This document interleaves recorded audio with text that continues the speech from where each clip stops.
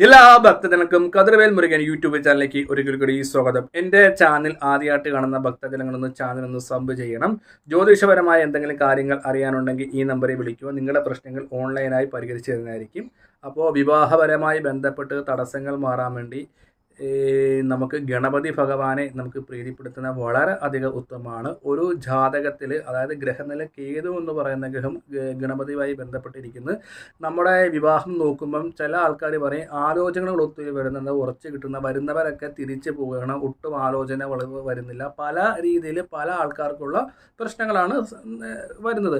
ഒത്തുകിട്ടിയ ആലോചനകളായിട്ട് ചെല്ലുമ്പോൾ അവിടെ ജ്യോത്സ്യം പറയും അയ്യോ 10ൽ 10 പുറത്തു വരുന്നത്. എൻ്റെ ഒരു അഭിപ്രായം പറയുവാണെങ്കിൽ വിവാഹം മുടക്കുന്നത് ജ്യോത്സ്യന്മാർ തന്നെയാണ്, വേറെ ആരുമല്ല. അതായത് 100ൽ 80% ജ്യോത്സ്യന്മാർ 10ൽ 10 പെടുത്തില്ലെന്ന് പറഞ്ഞ് നല്ല നല്ല വരുന്ന ആലോചനകൾ മാറ്റി വിടുകയാണ് ചെയ്യുന്നത്. അവരത് ചേർത്ത് കൊടുത്ത് അതിനുള്ള പരിഹാര കാര്യങ്ങളുടെ നിർദ്ദേശിക്കണമെന്നാണ് ഞാൻ പറയുന്നത്. വരുന്ന ഭക്തജനങ്ങൾ, അതായത് അവർക്ക് ഈ കൂടുതൽ ഈ ജ്യോത്സ്യത്തെ കുറിച്ചോ ഇല്ലെങ്കിൽ കൂടുതൽ കാര്യങ്ങൾ അറിയത്തില്ല. നമ്മൾ പകർന്നു നൽകുന്ന വിശ്വാസം അത് ശരിയായ ഒരു വിശ്വാസമാകണം. അതായത് അവർ ഇപ്പോൾ നമ്മുടെ അടുത്തൊരു, ഇപ്പോൾ എൻ്റെ അടുത്തൊരു 2 പേര് ജാതകമായിട്ട് വന്ന് ചെറുക്കനും പെണ്ണിനും, നമ്മൾ ആദ്യം ചോദിക്കുന്നത് ചെറുക്കനും പെണ്ണിനെയും പരസ്പരം ഇഷ്ടപ്പെട്ടവരാണെങ്കിൽ നമ്മൾ ആ വിവാഹം നടത്തി കൊടുക്കണം. അപ്പോൾ അവിടെ ഏതെങ്കിലും ചൊവ്വാദോഷം ഉണ്ടെങ്കിൽ അത് അവരെ പറഞ്ഞ് പേടിപ്പിക്കാതെ അതിൻ്റേതായിട്ടുള്ള രീതി പരിഹാര കാര്യങ്ങൾ പറഞ്ഞ് മനസ്സിലാക്കി കൊടുക്കുകയും ഈ ഒരു കാര്യങ്ങൾ ചെയ്താൽ നിങ്ങൾക്ക് ആ ചൊവ്വാദോഷം ബാധിക്കില്ലെന്ന് അങ്ങനെ വേണം നമ്മളൊരു ജ്യോത്സ്യന് പറഞ്ഞു കൊടുക്കാൻ വേണ്ടി. ഇപ്പോൾ ഞങ്ങളെ സംബന്ധിച്ചിടത്തോളം ഇഷ്ടംപോലെ ചൊവ്വാദോഷമുള്ള ആൾക്കാർക്ക് വിവാഹം നടത്തി കൊടുത്തിട്ടുണ്ട്. അവരൊക്കെ സുഖമായിട്ട് ജീവിക്കുന്നുണ്ട്. ചൊവ്വാദോഷത്തിന് സാധാരണ രീതിയിലുള്ള പരിഹാര കാര്യങ്ങളെല്ലാം ഉണ്ട്. അത് പേടിക്കേണ്ടതായിട്ടുള്ള കാര്യങ്ങളൊന്നുമില്ല. പാവദോഷമുള്ള ഗ്രഹങ്ങൾ പാവമില്ലാത്ത ഗ്രഹനിലയായിട്ട് നമുക്ക് ചേർത്തെടുക്കാം. അതിന് വേണ്ടിയിട്ടുള്ള പരിഹാരങ്ങൾ നിർദ്ദേശിച്ച് നമ്മൾ മുന്നോട്ട് പോയാൽ മതി. അപ്പോൾ ആരും പേടിക്കേണ്ട കാര്യങ്ങളൊന്നുമില്ല. ചെറുക്കനും പെണ്ണിനും പരസ്പരം ഇഷ്ടപ്പെട്ടെങ്കിൽ ആ ആലോചന നടത്താം. ജ്യോത്സ്യൻ്റെ വാക്ക് കേട്ട് ഒരിക്കലും വരുന്ന വിവാഹാലോചനകൾ തട്ടിക്കളയരുത്. വിവാഹ തടസ്സം അനുഭവിക്കുന്നവർ അച്ഛനും അമ്മയും മക്കൾക്ക് വേണ്ടി ചെയ്യേണ്ട കാര്യം, ഗണപതി ഇരിക്കുന്ന ക്ഷേത്രം, അതായത് ഗണപതി ഇരിക്കുന്ന ക്ഷേത്രം, വിവാഹം നടക്കാൻ മക്കൾക്ക് എത്ര വയസ്സായി അത്രയും വയസ്സിൽ നമ്മൾ 4 പൂവൻ പഴം കൊണ്ട് മാലയുണ്ടാക്കി ഗണപതി ക്ഷേത്രത്തിൽ സമർപ്പിക്കുന്നത് വളരെ അധികം ഉത്തമമാണ്. ഇതൊരു 21 ആഴ്ചയോ ഇല്ലെങ്കിൽ 11 ആഴ്ചയോ, ഏറ്റവും കൂടുതൽ കുറഞ്ഞത് 11 ആഴ്ച ചെയ്താൽ മതി. കാരണം 21 ആഴ്ച കഴിയുമ്പോൾ ചിലവർക്ക് സാമ്പത്തികത്തിൻ്റെ ബുദ്ധിമുട്ടുണ്ടാകും. കാരണം നമ്മൾ ഈ വഴിപാടുകളൊക്കെ പറയുമ്പം ദൂരെയുള്ള അമ്മമാരും അച്ഛന്മാരും ഒക്കെ ഓട്ടോ പിടിച്ചായിരിക്കും പോകുന്നത്. ഓട്ടോക്കാരന് പൈസ കൊടുക്കണം, പിന്നെ തിരുമേനിക്ക് ദക്ഷിണ കൊടുക്കണം, അമ്പലത്തിൽ രസീത് എഴുതിക്കണം, അതുപോലെ തന്നെ പഴം മേടിക്കണം. ചിലപ്പോൾ പഴമൊക്കെ മേടിക്കാൻ മാർക്കറ്റിലൊക്കെ ആയിരിക്കും പോകുന്നത്. അപ്പം എല്ലാം കൂടെ ആകുമ്പോഴത്തേക്കും ഒരു ദിവസം 10,000 രൂപ കൂട്ടാം. പക്ഷെ അതങ്ങനെ ആഴ്ച ചെയ്തു വരുമ്പോൾ ഒത്തിരി പൈസയാകും. അപ്പം കഴിവതും വയസ്സ് അനുസരിച്ച് കൊടുക്കാൻ നോക്കുക. അഥവാ അത്രയും പഴം മേടിക്കാൻ പൈസ ഇല്ലെങ്കിൽ കുറഞ്ഞതെങ്കിലും 11 പഴമെങ്കിലും, ഇല്ലെങ്കിൽ എന്താ പറയുക, നമ്മുടെ മനസ്സിന് ഒരു കണക്കുണ്ടാവില്ല. അതാ ഞാൻ പറഞ്ഞ ഭക്തിയും വിശ്വാസവും കൂടെ ഉണ്ടാകൂല. ചില അമ്മമാർ പറയും അത്രയും പൈസ ചിലപ്പോൾ ഉണ്ടാകില്ല. കാരണം എനിക്ക് തോന്നുന്നു 4 പൂവൻ പഴത്തിനൊക്കെ നല്ല പൈസയാണ്. അപ്പോൾ അത്രയും പൈസ ഇല്ലെങ്കിൽ സാധാരണ ഒരു 11 പഴം മതി. അഥവാ പൈസ ഉള്ളവർ മക്കളുടെ വയസ്സനുസരിച്ച് വിശ്വാസപൂർവ്വം ചെയ്യുക. എല്ലാം നമ്മുടെ മനസ്സാണല്ലോ. ഞാനീ പറഞ്ഞ കാര്യങ്ങൾ കേൾക്കുന്നവർക്ക് മനസ്സിലാകുമല്ലോ. നമ്മളൊരു വഴിപാട് അമ്പലത്തിൽ പോകാൻ ചെയ്യണമെങ്കിൽ കാല് വയ്യാത്ത അമ്മമാർ അച്ഛന്മാരാണെങ്കിൽ ഓട്ടോയ്ക്ക് പോകുന്നെങ്കിൽ ഓട്ടോക്കാരന് പൈസ കൊടുക്കണം, അമ്പലത്തിൽ ചീട്ട് എഴുതിക്കണം, രസീത് എഴുതിക്കണം, അതിന് പൈസ, തിരുമേനിക്ക് ദക്ഷിണ കൊടുക്കണം. അപ്പോൾ ചിലപ്പോൾ ഒരു ദിവസം ഇവരുടെ ജോലി കളഞ്ഞിട്ടായിരിക്കും ഇവർ പോകുന്നത്. അപ്പോൾ അത്രയും ജോലിയുടെ സാലറി നമുക്ക് നഷ്ടപ്പെടുവാണ്.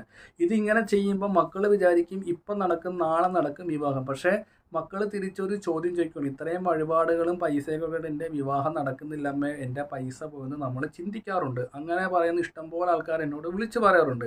അപ്പോൾ വഴിപാടൊക്കെ നമ്മുടെ സാമ്പത്തികം പോലെ ചെയ്യുക. ഞാൻ ഈ വിവാഹപരമായി ബന്ധപ്പെട്ട് കാര്യങ്ങൾ പറഞ്ഞ് മനസ്സിലാക്കി തരുവാണ്.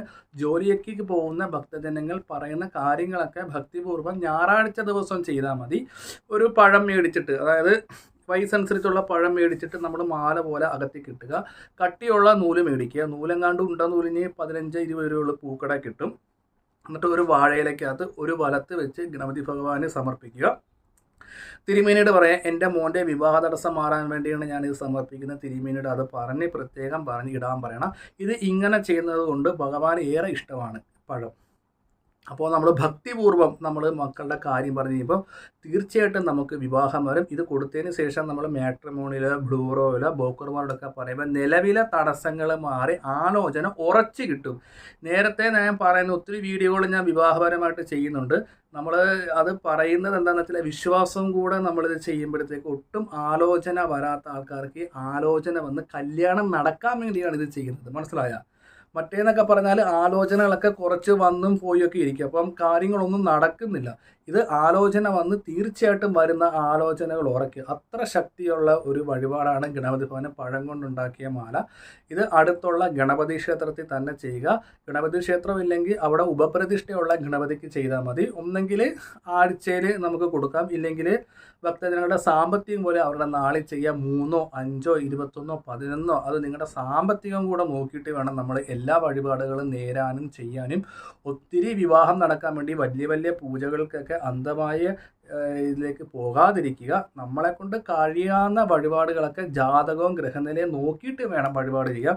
ചുമ്മാ വാരി വലിച്ച് സ്വയംവര അർച്ചന ചെയ്താൽ വിവാഹം വരില്ല. കാരണം ഗ്രഹനിലയിൽ പാവഗ്രഹങ്ങളൊക്കെ കൂടുതൽ ശക്തി ആർജിച്ച് നിൽക്കുവാണെങ്കിൽ സ്വയംവരം കൊണ്ടൊന്നും മാറത്തില്ല. അത് ഉത്തമനായ ജ്യോതിഷനെ കൊണ്ട് പരിഹരിച്ച് വിവാഹത്തിന് ഏത് ഗ്രഹമാണ് തടസ്സം നിൽക്കുന്നത് ആ ഗ്രഹത്തിനും കൂടി വേണം നമ്മൾ പ്രത്യേകമായിട്ട് വിവാഹ കാര്യങ്ങൾ നടക്കാൻ വേണ്ടി വഴിപാട് ചെയ്യേണ്ടത്. എങ്കിൽ മാത്രമേ നമ്മുടെ വിവാഹ തടസ്സം മാറിക്കിട്ടത്തുള്ളൂ. അത് ഭക്തജനങ്ങൾ മനസ്സിലാക്കി വെക്കുക.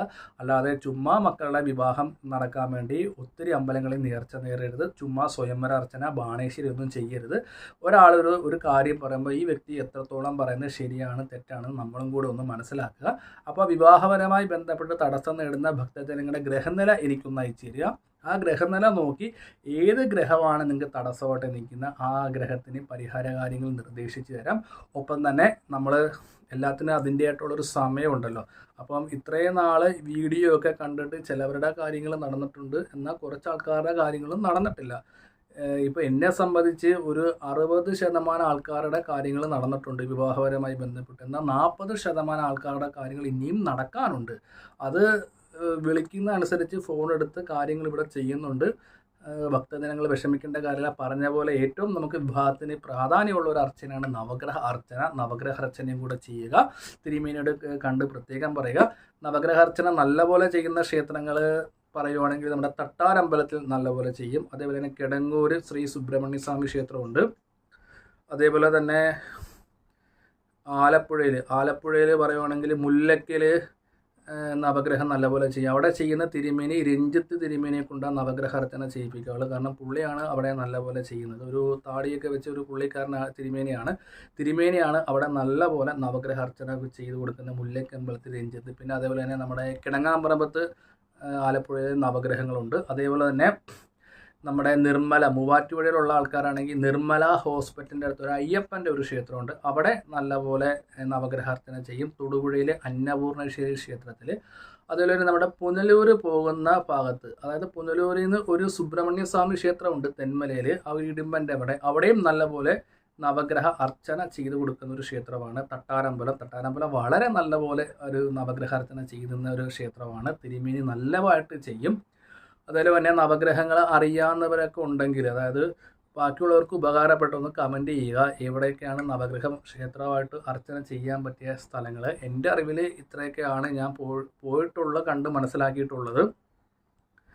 ആലപ്പുഴ ചെയ്യുന്നവർ പ്രത്യേകം രഞ്ജിത്ത് തിരുമേനിയെ കൊണ്ട് തന്നെ, കാരണം മുല്ലയ്ക്ക് വലിയ ക്ഷേത്രമാണ്, അവിടെ പല തിരുമേനിമാരും ചെയ്യുന്നുണ്ട്. പക്ഷേ രഞ്ജിത്ത് തിരുമേനിയെ കൊണ്ട് മാത്രം ചെയ്യിപ്പിക്കുക. പുള്ളി നല്ല പോലെയാണ് നവഗ്രഹ അർച്ചന ചെയ്യുന്നത്. നമ്മളെ ഈ തിരുമേനിമാരൊക്കെ അർച്ചന ചെയ്യുമ്പോൾ എന്തെങ്കിലും ചെയ്ത് കുറേ പൂ വലിച്ചു തരുന്നതിന് നമ്മുടെ മനസ്സിനൊരു തൃപ്തി ഉണ്ടാകത്തില്ല. നമ്മൾ ഏത് ക്ഷേത്രത്തിൽ പോയാലും നവഗ്രഹ അർച്ചനയല്ല സാധാരണ അർച്ചനയായാലും നമുക്കൊരു തൃപ്തി ഉണ്ടല്ലോ. അത് ശരിക്കും പറഞ്ഞാൽ രഞ്ജിത്ത് തിരുമേനി നല്ല രീതിയിൽ തന്നെ ചൊല്ലി അർച്ചന നമുക്ക് ചെയ്ത് സമർപ്പിച്ച് തരുന്നതായിരിക്കും. അതേപോലെ തന്നെ നമുക്ക് വിവാഹത്തിൻ്റെ തടസ്സം മാറാൻ വേണ്ടി ആദിത്യപുരത്ത് നവഗ്രഹാർച്ചന നല്ലപോലെ ചെയ്യും. അതേപോലെ തന്നെ ലളിതമായ വഴിപാടുകളും കാര്യങ്ങളൊക്കെ ഭക്തജനങ്ങൾ ചെയ്യുക. അധികം പൈസയൊന്നും മുടക്കാതെ ചെറിയ ചെറിയ കാര്യങ്ങളൊക്കെ ചെയ്ത് മുന്നോട്ട് പോവുക. അപ്പോൾ വീഡിയോ ഇഷ്ടപ്പെട്ടെങ്കിൽ ലൈക്കും കമൻറ്റും ചെയ്യുക. അപ്പോൾ ഞാൻ ഒന്നും കൂടെ പറയാണ്, മക്കളുടെ വിവാഹം നടക്കാൻ വേണ്ടി അച്ഛനമ്മമാർ പഴം കൊണ്ടുണ്ടാക്കിയ മാല നവഗ്രഹത്തിനിടുക. നിങ്ങൾക്ക് എല്ലാ വിഘ്നങ്ങളും മാറി വിവാഹം തീർച്ചയായിട്ടും നടക്കും. കൂടുതൽ അറിയാൻ വേണ്ടി ഈ നമ്പറിലേക്ക് ഒന്ന് വിളിക്കുക. നിങ്ങളുടെ പ്രശ്നങ്ങൾ ഓൺലൈനായി നോക്കി പരിഹരിച്ച് തരുന്നതാണ്.